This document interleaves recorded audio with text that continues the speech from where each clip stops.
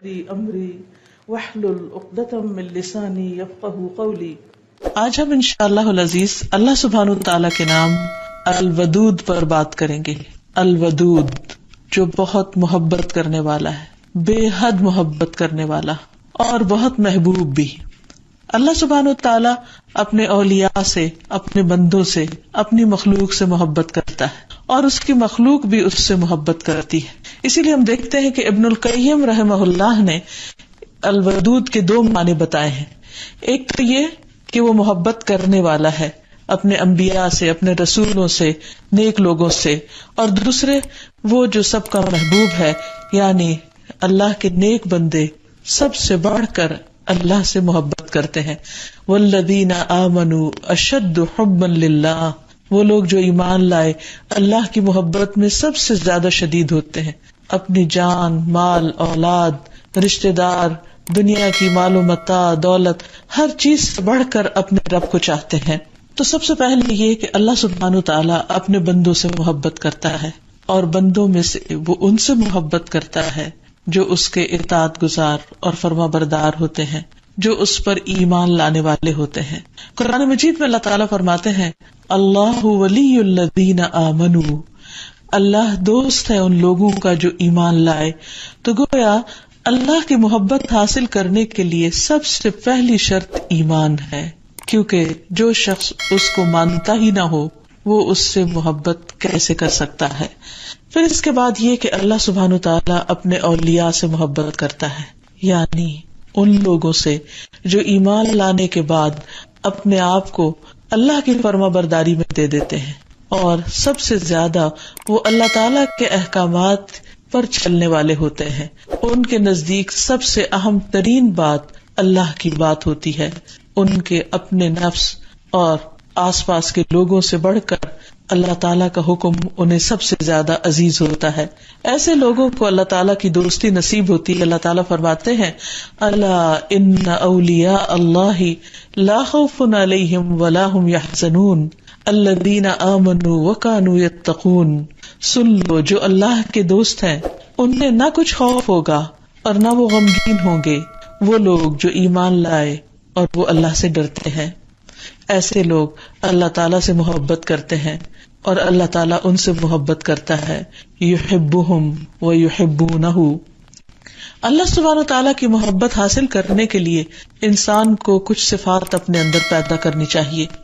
سب سے پہلے یہ کہ انسان محسن بنے، احسان کرنے والا، نیکی کے کام کرنے والا، دوسروں کی برائیوں کے جواب میں ان کے ساتھ اچھا معاملہ کرنے والا، کیونکہ ان اللہ یحب المحسنین، بے شک اللہ تعالی محسنین سے محبت کرتا ہے۔ جو انسان ہمارے ساتھ اچھا سلوک کرے اس کے ساتھ اچھا سلوک کرنا تو آسان ہے، اور کیوں نہ کرے انسان، کیونکہ هل جزاء الاحسان الا الاحسان۔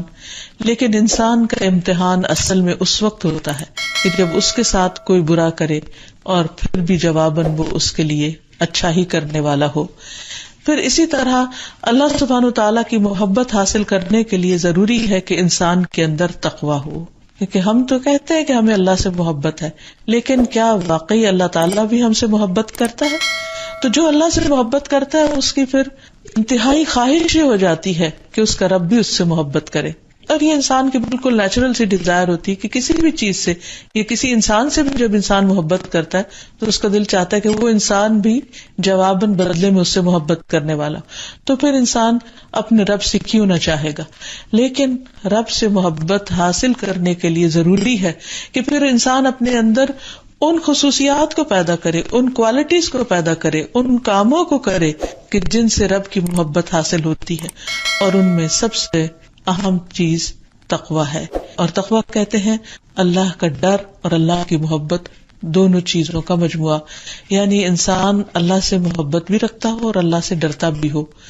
محبت ایسی نہ ہو کہ جس کی وجہ سے انسان اللہ کی نافرمانی شروع کر دے، اور ڈر ایسا نہ ہو کہ جو انسان کو اللہ تعالیٰ سے مایوس کر دے۔ تو جن لوگوں کے دلوں میں اللہ کی محبت ہوتی، پھر اس محبت کی وجہ سے وہ بہت سے کام اچھے اچھے کام کرتے ہیں اور اچھے کام ان کے لیے آسان ہو جاتے ہیں، اور وہ کام پھر جو بھی کرتے ہیں وہ اپنے رب کو راضی کرنے اور خوش کرنے کے لیے کرتے ہیں. وہ لوگوں پر نہ احسان جتاتے ہیں اور نہ احسان کر کے ان کو اذیت دیتے ہیں اور نہ دکھ دیتے ہیں.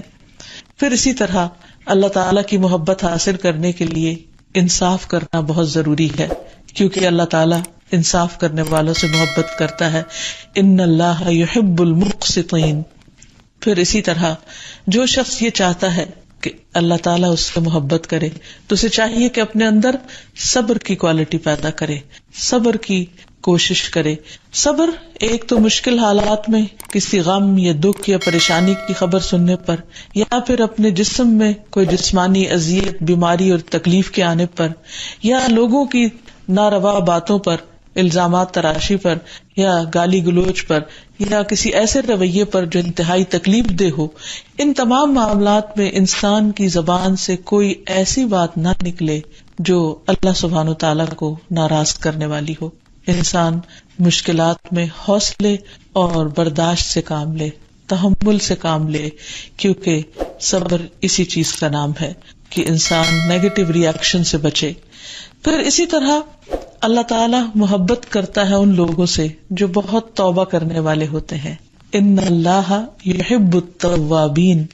بے شک اللہ تعالیٰ محبت کرتا ہے توبہ کرنے والوں سے. اب آپ دیکھیے توبہ کون کرتا ہے؟ توبہ وہ کرتا ہے جو گناہگار ہوتا ہے، جس کو اپنے گناہ کا احساس ہوتا ہے.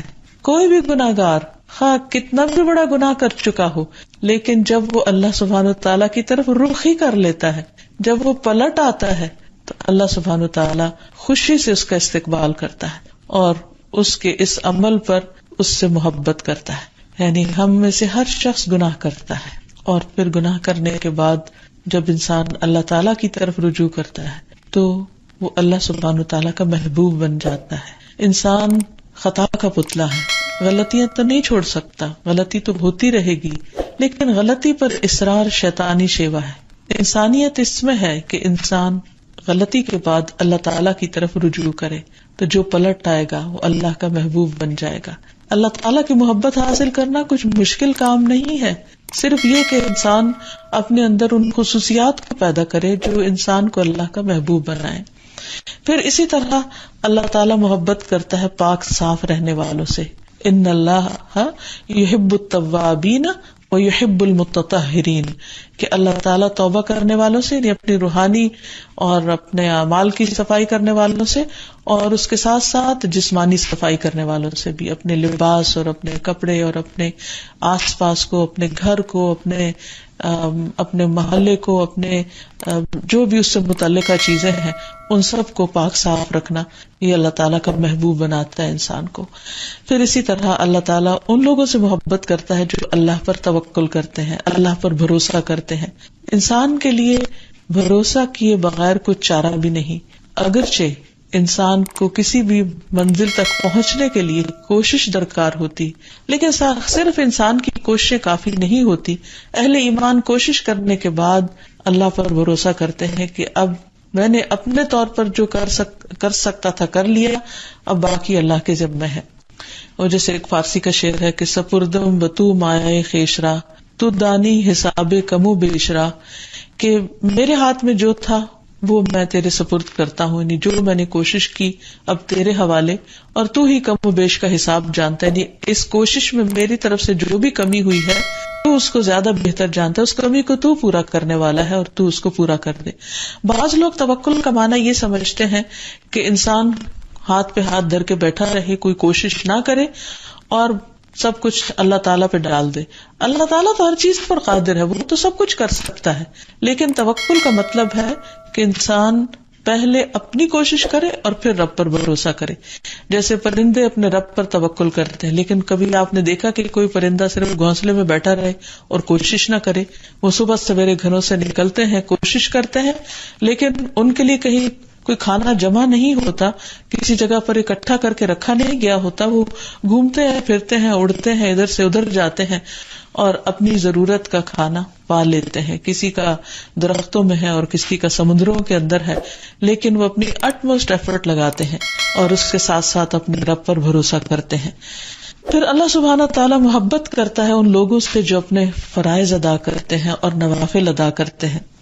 رسول اللہ صلی اللہ علیہ وسلم نے فرمایا، اللہ تعالیٰ فرماتا ہے، اور فرائض کی ادائیگی سے زیادہ بندہ کسی چیز سے میرا قرب حاصل نہیں کر سکتا، اور میرا بندہ مسلسل نوافل کے ذریعے میرا قرب حاصل کرتا